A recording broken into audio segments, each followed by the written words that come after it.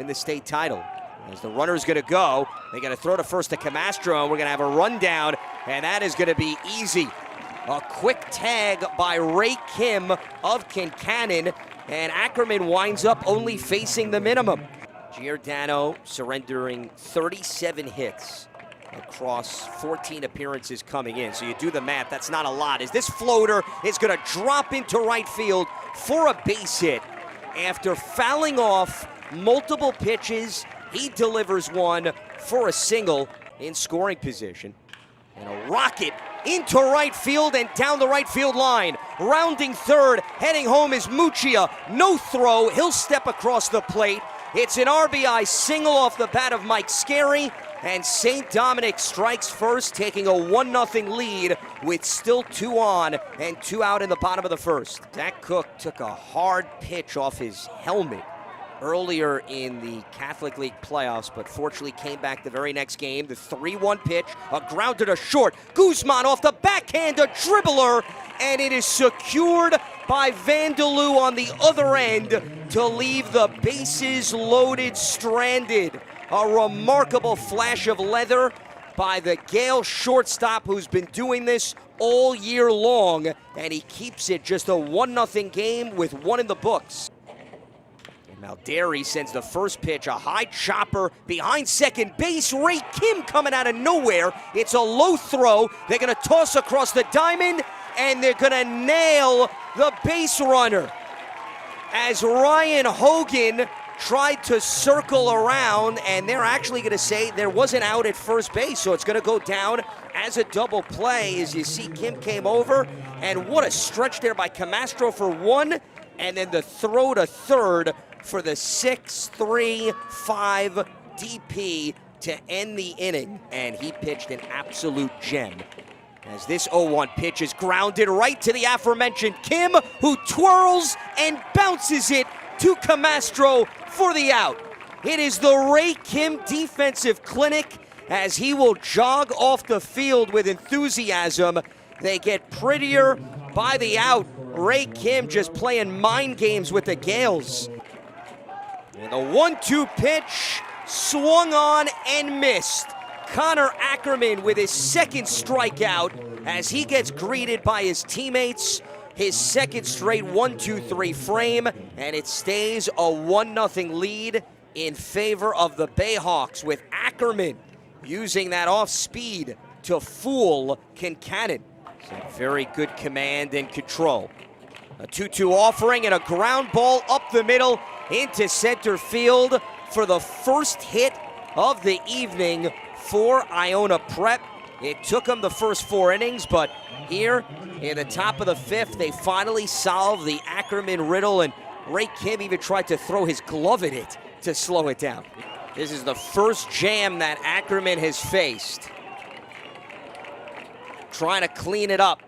And a chopper to third. Moreno comes in, fires to first, and they're going to leave 2 stranded in scoring position. Connor Ackerman getting a huge boost from his third baseman, and his teammates are loving it. And Camastro lays down the bunt right to McKay. He looks at third, nobody's covering first, and he's going to be safe. And the bases are loaded with nobody out. The wheels are starting to come off the bus for Iona Prep as we take a look. The ball's in play, but nobody covered the bag. As Malderi could not get over to first from second quick enough. And the first pitch is a line drive into left field. 1 run will come in to score. Everybody else will hold up. Mike Scarry, indeed, living up to his last name. He drives in an insurance run as Weinstein scores. And it's 2-0 St. Dominic here in the 5th. Has gained the momentum.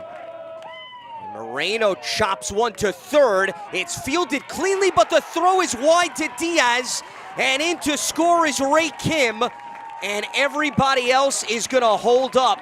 It is 3-0 Bayhawks as they continue to pile it on because of the misfortune for the Gales in the field. That's a real tough play for Tran, but you gotta make that throw despite the tough hop. 1 at first, 1 at third. The 2-0 pitch, and Cook laces one down the right field line. That'll drop in. Camastro comes in to score.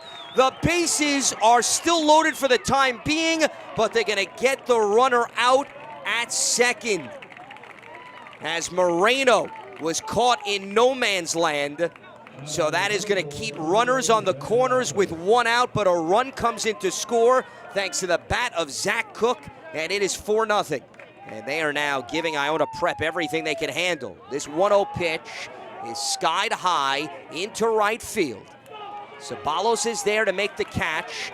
Tagging from third and sliding in safely is going to be yet another insurance run. Vitale providing a lift off the bench as the courtesy runner, and it is 5-0 Bayhawks. Here is the 2-1 pitch to the man headed to Miami, and a ground ball to Kim. Backhanded off a high hop, and a ground ball to first is secured by Camastro. How many times have we seen him do that throughout this game for out number 2?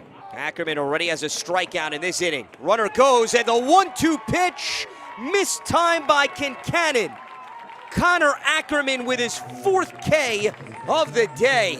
He has looked the part of a man on a mission. He was able to wiggle out of it by getting Vanderloo to ground out to third. And another chopper, this time cleanly to third. Moreno is there, a high throw. But how about Camastro keeping his foot down on the bag for out number 1? Connor Ackerman has been pitching today. Speaks volumes of the right-hander. A ground ball up the middle. Kim, the sliding snag, and the throw to first is in time. Another dazzling stop there by Camastro, and it's only appropriate that the two men who have been sensational in the infield add the exclamation point to a complete game 3-hit shutout for Connor Ackerman. Kim and Camastro do it yet again, and St. Dominic is moving on to tomorrow's state championship game with a 5-0 victory over Iona Prep.